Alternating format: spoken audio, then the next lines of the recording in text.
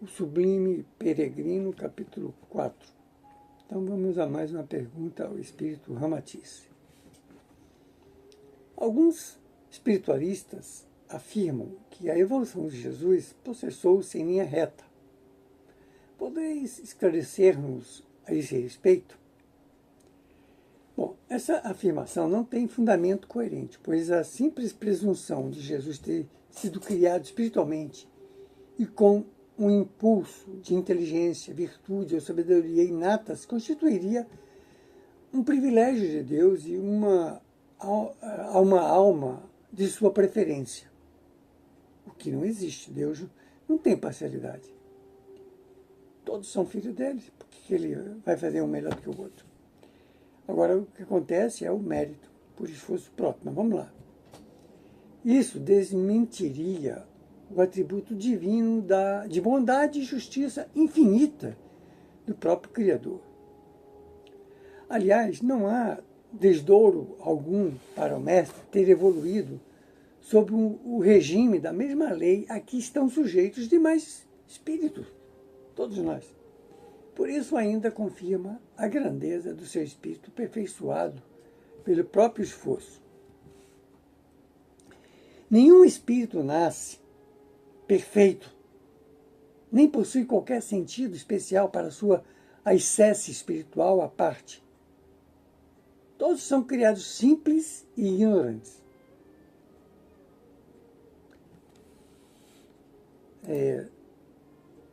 Cria consciência ou livre-arbítrio se manifesta através do tempo da eternidade. Mas sem anular o esforço pessoal na escalonada da angelitude. Jesus não fugiu a essa regra comum a todos nós, pois forjou a sua consciência no amor e sabedoria cósmica ao nível dos homens, lutando sobretudo e sofrendo e aprendendo os valores espirituais no intercâmbio dos mundos materiais.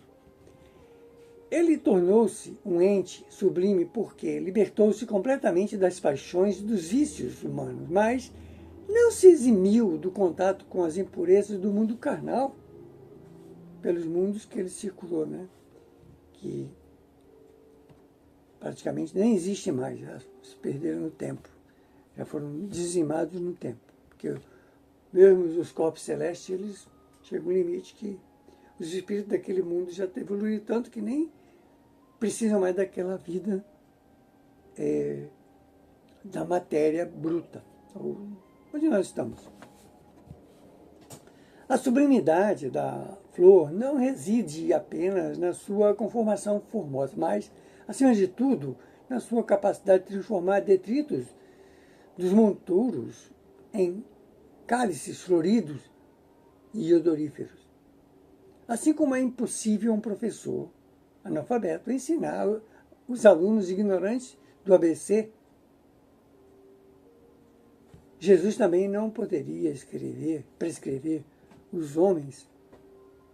aos homens a cura dos seus pecados, caso ele já não os tivesse vivido em si mesmo, justamente por ele ter sofrido do mesmo mal. Então ele conhecia o medicamento capaz de curar a enfermidade moral da humanidade.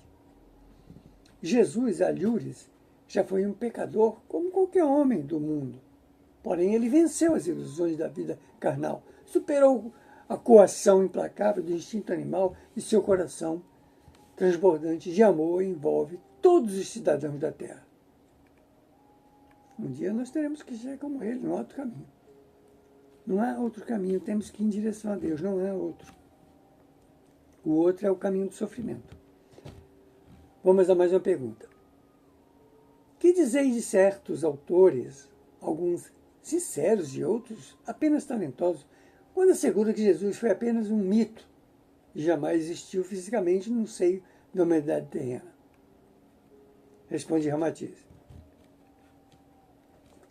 É indiscutível que Jesus não só comprovou as predições do Velho Testamento, que Jesus foi predito milênios antes, desde Moisés. Mas os incrédulos ou os arrogantes, os soberbos, eles querem sempre apagar a imagem daquele que veio transformar o mundo. E dizer, olha, você pode ser melhor. E não viver na cupidez, na luxúria, no desregramento humano e incentivar esse. Vamos lá. É indiscutível que Jesus só comprovou as predições do Velho Testamento, como ainda correspondeu completamente às esperanças do alto na sua missão espiritual junto aos terrícolas. Os profetas tentaram comunicar aos judeus as premissas principais da identidade ou identificação do Messias, assim como o tempo de sua vinda ao orbe, pois asseguraram que Israel seria o povo eleito para tal evento tão importante, conforme as predições no livro de Isaías, capítulo 2, versículos 6 a 8. Depois do advento do Salvador, todas as coisas se ajustariam, pois até o cordeiro se deitaria com o lobo, e o leão comeria a palha junto com o boi, e o pequenino menino conduziria as feras. E as profecias ainda advertiam a raça de Israel, eleita para o advento do Messias, quanto à sua queixa mais tarde, ao exclamar que o povo para o qual viera não o conhecera. Estava tudo previsto lá atrás, que o povo de Israel não ia reconhecer Jesus como devia. Eles queriam um guerreiro, um cara com a espada, matando, coisa e tal. É o que eles estão esperando até hoje. Só que Jesus veio para transformar o homem no íntimo, na bondade, no amor, que é o que prevalece para a eternidade. O restante, tudo acaba aí, ó. Grandes riquezas estão indo abaixo, uma bomba, vai lá e pum, estoura. Trabalho de milhares e milhões de pessoas vai embora numa bomba, pum. Esse é o homem. Só que isso é de Deus? Não, não é. Isso não é de Deus. Não estou defendendo lado nenhum. Todos os dois lados que fazem isso estão errados. Tanto os que querem matar o outro, como os que estão matando. Ninguém está certo. Só que, infelizmente, é isso que nós estamos vivendo. Corroborando tal predição, os judeus de hoje adoram Moisés, profeta irascível, vingativo e até cruel. E olvidam Jesus, pleno de amor, bondade e renúncia, porque realmente ainda não reconheceram o seu verdadeiro Messias. Claro, Moisés veio para uma época que o povo era aquilo. Se Jesus viesse para aquela época, ele seria trucidado lá atrás também. Então, veio, tentou passar algumas coisas boas, passou, mas, né, é isso aí. Efetivamente, causa estranheza o fato de certos autores ainda considerarem Jesus um mito ou embuste religioso e lhe negarem a vida física e coerente na Terra. Em verdade, Jesus é justamente o ser cada vez mais vivo entre os homens. Se fosse assim, a gente ia negar os pré-socráticos, Sócrates, todos eles, porque quem viu Sócrates aqui, que está vivo aqui? Ninguém viu. Isso aconteceu nem Sócrates escreveu uma palavra, mas o que ele trouxe, Platão escreveu. Porque no tempo de Sócrates o conhecimento era passado verbalmente. E Jesus também não escreveu uma palavra. A única coisa que ele escreveu, tem uma passagem lá, quando estão apedrejando aquela mulher lá, uma mulher que tinha pecado, né?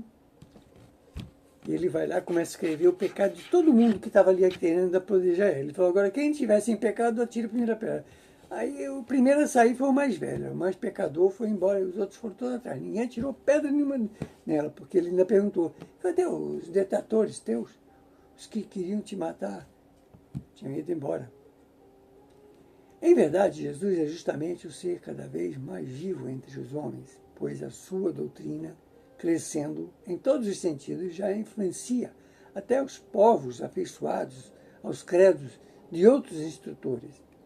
Se o fulgor da Roma de Augusto ofuscou os historiadores da época, fazendo-os ignorar a figura de Jesus, isso não o elimina da face da terra, nem o desfiguram as lendas semelhantes já atribuídas a Adonis, Krishna, Buda, Orfeu, Atis, Osíris, Dionísio, ou Mitras.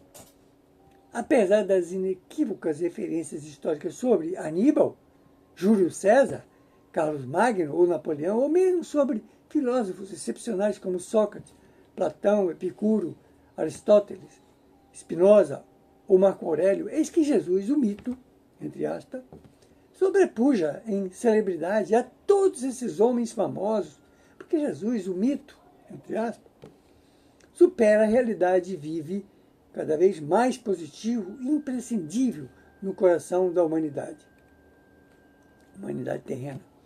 Enquanto famosos personagens históricos arrefecem no seu prestígio através dos tempos.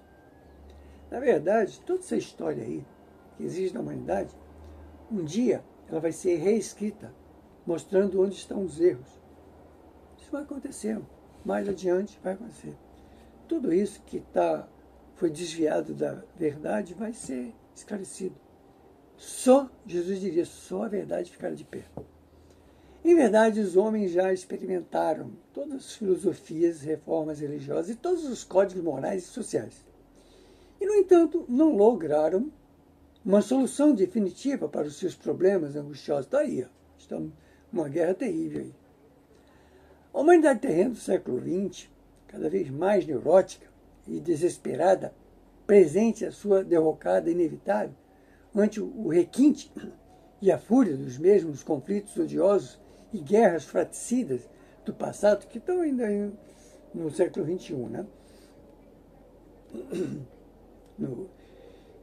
E isso vai ser resolvido nesse milênio, tá? No terceiro milênio, até o final vai ser resolvido.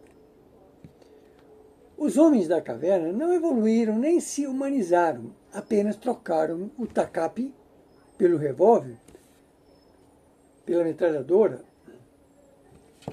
e o porrete pelas armas eletrônicas mais sofisticadas. Mataram-se ou matavam-se a pedras e paus. Um de cada vez. Hoje mata-se uma civilização inteira, derretendo-e sob o impacto da bomba atômica. Paradoxalmente, não é a cultura e a experiência real transmitida pela história o fundamento convincente para solucionar os problemas humanos, tão aflitivos na atualidade. As criaturas estão tomadas pela desconfiança, duvidam da ciência que lhe dá o conforto material, mas não lhes ameniza a angústia do coração. Descreem de todas as inovações sociais e educativas que planejam um futuro brilhante, mas não proporcionam a paz de espírito. No entanto, Jesus, o mito, esquecido pela história profana, ainda é o único medicamento salvador do homem moral e psiquicamente enfermo do século atual. Só o seu amor e o seu evangelho poderão amainar as paixões humanas e harmonizar os seres numa convivência pacífica e jubilosa. Se Jesus fosse fruto da fantasia religiosa, então teríamos de concordar com a inversão de todos os valores do conhecimento humano, a ponto de não distinguirmos o fantasioso do real. Que força poderosa alimentou a vivência desse mestre cristão imaginário, fazendo-nos reconhecer-lhe um porte moral e espiritual do mais alto quilate. Que força poderosa alimentou a vivência desse mestre cristão? Qualquer homem pode negar a existência de Jesus, porém jamais há de oferecer ao mundo conturbado e corrupto uma solução mais certa e mais eficaz do que o seu evangelho. O único homem que vai trazer paz na terra, a única criatura, é Jesus. Nada, nenhum homem vem com ideia mirabolante vai fazer isso, porque Jesus já trouxe todo o código divino. Vamos ficando aqui. Esse é o capítulo 4 do livro O Sublime Peregrino, que é Jesus.